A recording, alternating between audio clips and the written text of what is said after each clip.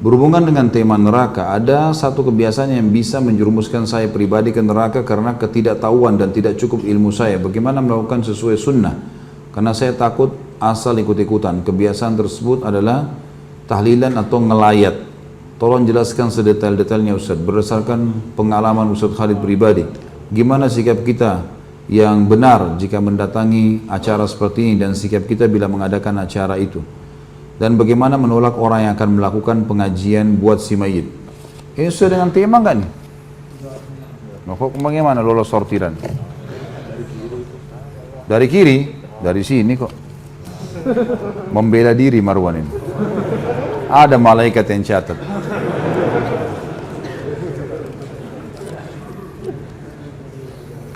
Terus teman-teman sekalian, tahlil adalah, saya sudah sering jawab ini. Dan pertanyaan seperti ini sudah sering diulang-ulangi, selalu diulang-ulangi. Ini yang saya bilang, semestinya tidak usah ditanya lagi. Kalau sudah lihat, bisa lihat di YouTube ya. Karena saya lihat pertanyaan seperti ini yang selalu dijadikan sebagai pemicu. Ya. Ini Ustadz Wahabi nih, larang berzikir. Padahal dia tidak paham apa yang kita jelaskan. Tahlil adalah la ilaha illallah. Bagus tahlil itu. Tahmid, alhamdulillah. Takbir, Allahu Akbar. Zikir adalah ibadah kepada Allah. Bahkan satu-satunya ibadah yang dari dunia sampai ke surga masih dikerjakan hanya zikir. Salat sudah nggak ada, haji nggak ada, zakat sudah nggak ada di surga, tapi zikir selalu. Nggak bisa lepas itu. Karena nafas mereka ahli surga, nanti kita belajar di dalam buku kita ini, itu adalah tasbih dan takbir, tahlil. Mereka selalu menyebut, memuji Allah di surga. Jadi ini ibadah tidak pernah luput ini, gitu kan? Kalau teman-teman ikuti ceramah di YouTube, saya juga panjang lebar jelaskan sebagian darinya, penjelasan masalah ini di judul Dahsyatnya Doa. Panjang lebar saya jelaskan masalah itu. Tapi yang jelas teman-teman sekalian, zikir adalah ibadah kepada Allah. Cuman setiap ibadah yang kita kerjakan harus sesuai panduan Nabi Sallallahu Alaihi Wasallam. Begitu. Zikir Nabi kerjakan iya, zikir habis sholat, ada zikir pagi sore, gitu kan? Ada zikir yang beliau baca, misal atau doa dibaca pada malam hari, ada dibaca pada saat sujud, pada saat ruku, ada tempat-tempatnya semua. Nabi SAW kalau memandu itu, ada yang ditentukan tempat-tempatnya, ditentukan jumlahnya, gitu kan? Baik, sekarang kita yang ditanya sekarang bagaimana kalau ada orang mati lalu mengadakan acara zikir, bagaimana acara ini?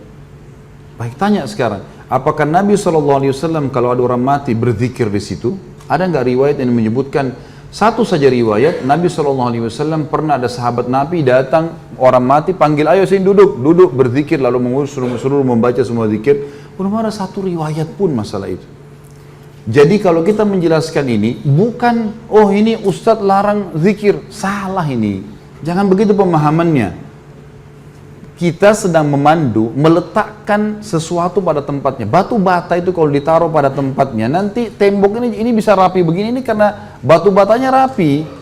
Ya kan gitu. Kalau menonjol jadi jelek.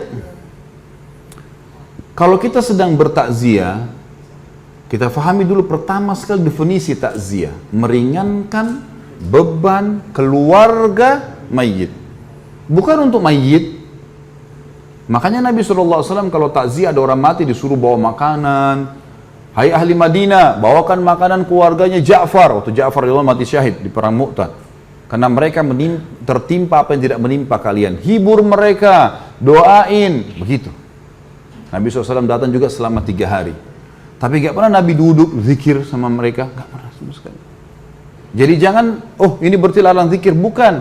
Letakkan pada tempatnya saudaraku. Kenapa sih kalau kita contohi Rasulullah SAW, apa ruginya? Gak ada ruginya kan?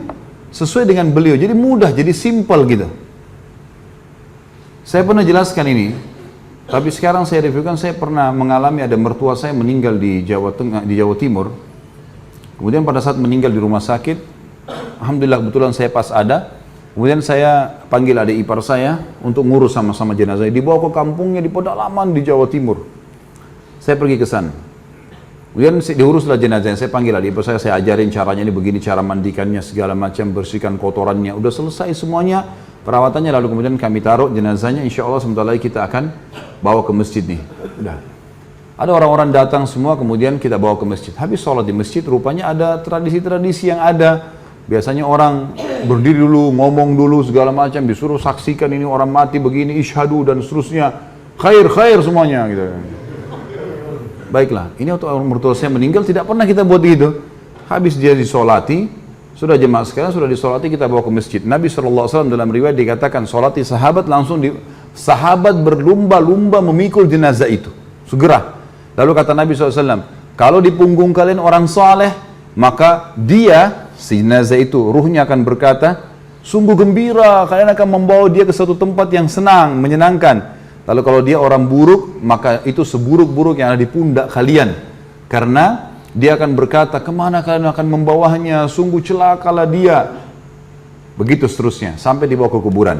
Lalu Nabi SAW menurunkan jenazah, dan diturunkan jenazah ini, kemudian mereka naik, lalu kemudian ditutup. Itu sunnah Nabi SAW. Maka saya lakukan seperti sunnah ini. Jadi nggak ada lagi dibuka kupingnya, diazanin, panggil anaknya azan, kena azan untuk sholat, gitu kan. Nggak ada hubungannya sama orang mati. Allah mengatakan, innaka la tusmi'u man fil kubur. Kau tidak akan bisa memperdengarkan orang yang di kuburan, hai Muhammad. Selesai orang mati, mau diazanin untuk apa gitu? Ada yang lebih unik, ngajak bicara orang mati itu. Saya pernah lihat itu di kuburan, dia pegang kertas, orang-orang di sebelahnya nggak ngerti. Saya ngerti apa yang dia bilang. Hai fulan bin fulan, kalau malaikat mungkar nakir datang tanya siapa Tuhanmu, jawablah Allah. Kalau antum ada orang meninggal, antum ikut, antum lihat dia pegang kertas, itu dia ngomong sama orang mati biasanya. Kalau datang tanya siapa nabimu, bilang Muhammad SAW. Kalau datang tanya agama, bilang Islam. Jadi dia memandu orang mati. Apa yang mau dipandu ini? Waktu masih hidup ajar, gitu. Jangan lagi mati. Baiklah. Kita turunin jenazah itu, ditutup, lalu saya naik sama ipar saya, sama satu orang lagi bantu, setelah kami keluar ditutup. Rupanya saya nggak tahu di situ ada beberapa teman-teman kiai yang hadir. Kemudian setelah itu saya jalankan sunnah Nabi SAW. Apa sunnah Nabi? Nabi SAW waktu pernah mengubur sahabatnya, jenazah sahabatnya, langsung beliau berceramah tentang proses orang mukmin kalau ruhnya mati, maka akan datang 3 malaikat. Kiri kanannya malaikat rahmah membawakan kafan dari surga, malaikat maut dibunuh-bunuh kepalanya mengatakan, hai jiwa yang baik, keluarlah kepada pengampunan Tuhanmu. Lalu ruhnya keluar lebih mudah daripada air dari mulut kendi. Terus saja saya sampaikan, sampai saya sadari ipar saya menangis dan orang-orang banyak yang nangis, karena riwayatnya panjang itu tentang ruh orang beriman keluar, kemudian mengeluarkan bau lebih wangi dari bau kasturi, naik ke langit, semua malaikat menyambut ruh itu. Kemudian terdengar Allah mengatakan, catatkan hambaku ini termasuk penghuni surga, kembalikan dia di dunia, di sana saya ciptakan, di sana pula saya bangkitkan. Lalu diantar ruhnya bersamaan jasadnya dimasukkan oleh kerabatnya. 3 langkah mereka jalan masih terdengar suara sendalnya. Kemudian barulah datang malaikat mendudukkan dia, tanya siapa Tuhanmu, siapa nabimu, apa kitabmu. Kalau dia orang mukmin, kata Nabi SAW, dia akan menjawab, yuthabbitullahu alladhina amanu bil qawli tsabiti fil hayatid dunya wa fil akhirah. Allah akan menetapkan lisan orang-orang beriman untuk menjawab di dunia dan di akhirat. Kata ulama tafsir, di dunia maksudnya adalah kalau ditanya kenapa kamu sholat, kenapa kamu puasa, kenapa kamu haji, kalau dia belajar wahyu dia bisa punya jawaban, gitu kan. Di akhirat maksudnya di kuburan. Kata Ibnu Abbas radhiyallahu anhuma dalam tafsir, ini adalah di kuburan, pertanyaan malaikat di kuburan. Maka dia akan jawab dengan mudah, Tuhanku Allah, Nabiku Muhammad, kitab Al-Quran. Sudah selesai. Dibuka baginya pintu neraka.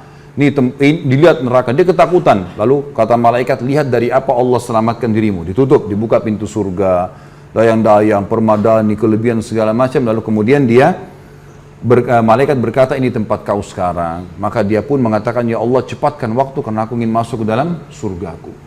Lalu datang di sebelahnya orang yang tampan, wangi, bersih. Dia kagum.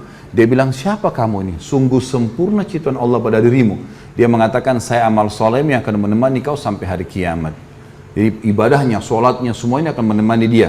Kemudian setelah itu terdengar suara dari langit, Allah mengatakan, bentangkan kuburan hambaku ini seluas pandangan matanya, dan bentangkan jalan ke surganya setiap pagi dan petang. Maka jadilah kuburannya taman dari taman surga.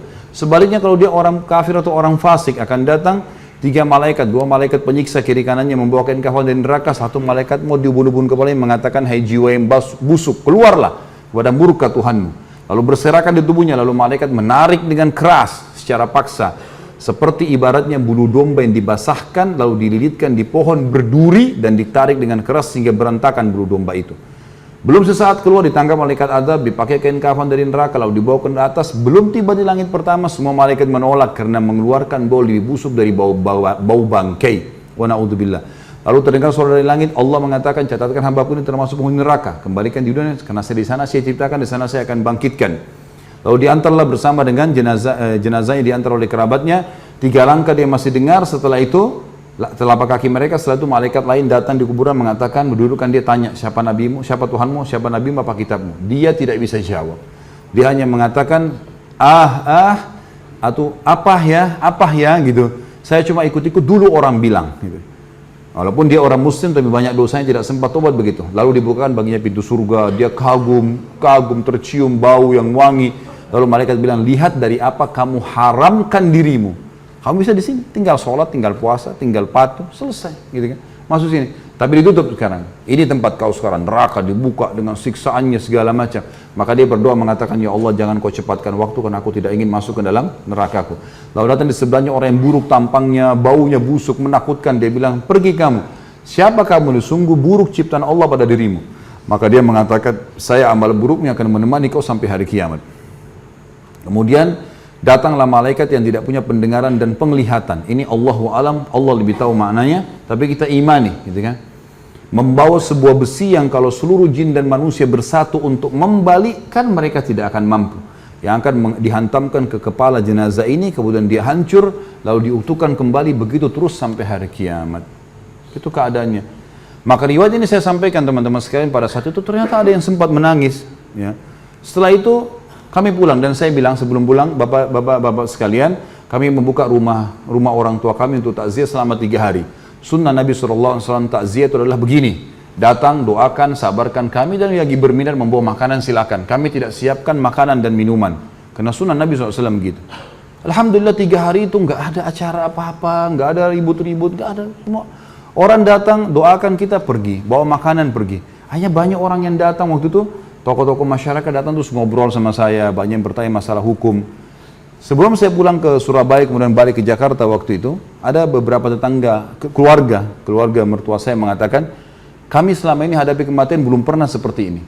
Kami merasa 3 hari ini nggak ada beban. Dan sekarang seperti kami sudah ikhlas melepaskannya. Sebenarnya sunnah Nabi SAW. Tapi teman-teman sekalian, kalau ada orang yang tetap mau melakukan haknya dia, saya tidak larang ya. Jangan bilang Khalid Basalamah larang, sehingga lagi menyesatkan. Tidak. Silakan buat. Yang antum mau buat, silakan. Bebas. Gitu kan. Semua orang bertanggung jawab. Tugas saya menyampaikan saja. Gitu kan. Berada di zona aman, lebih baik daripada zona yang tidak aman. Gitu kan. Walaupun anggap tidak haram, tapi minimal syubhat. Baik, ini sama saja. Lebih baik kita di zona aman. Ada perintah kerjakan, tidak ada tinggalkan. Sebatas itu saja. Allahu a'lam.